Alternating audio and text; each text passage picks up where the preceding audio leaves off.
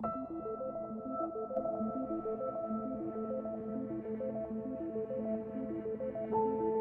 nous allons terminer avec une toute petite histoire pour comprendre avec quel acte nous devons aller auprès d'Allah. Un petit commerçant vivait dans un village et les gens le connaissaient pour une chose. Ce commerçant acceptait toutes les pièces ou tous les billets, même les fausses pièces ou les faux billets.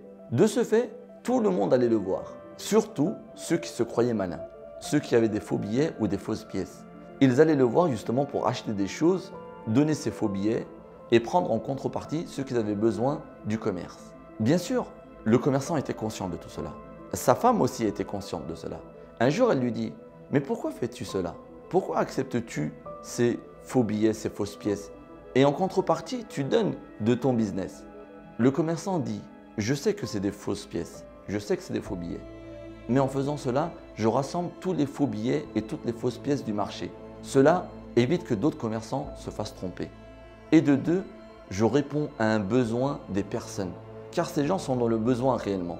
Je leur donne ce qu'ils ont besoin.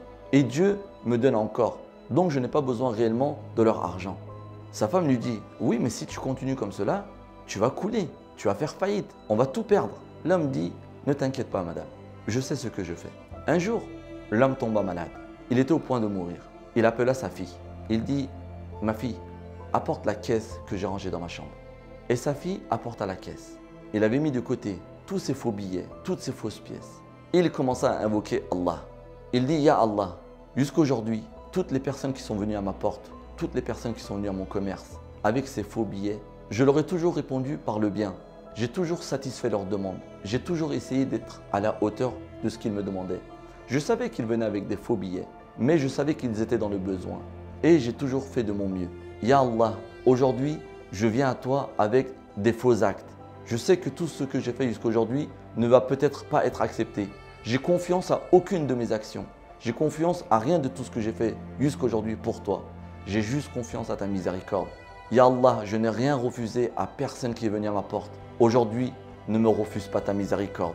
Je viens à toi, Ya Allah, pardonne-moi et sois miséricordieux comme j'ai essayé de l'être avec toutes les personnes qui sont venues à mon commerce. Vous avez tous entendu cette belle invocation. Nous aussi, nous savons que nous avons des actes qui ne sont peut-être pas acceptés.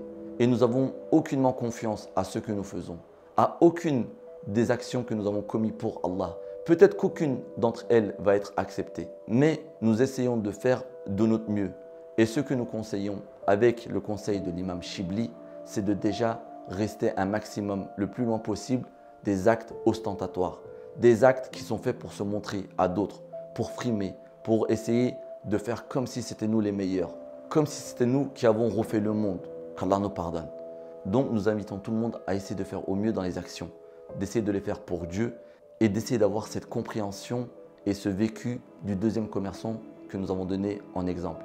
Qu'Allah accepte nos actions, qu'Allah nous pardonne si elles sont mauvaises, qu'Allah fasse que quand nous allons arriver en face de lui, il y a au moins une bonne action qui va nous permettre de rentrer au paradis sans passer par l'enfer et les châtiments de la tombe. Walhamdulillahi Rabbil Alamin.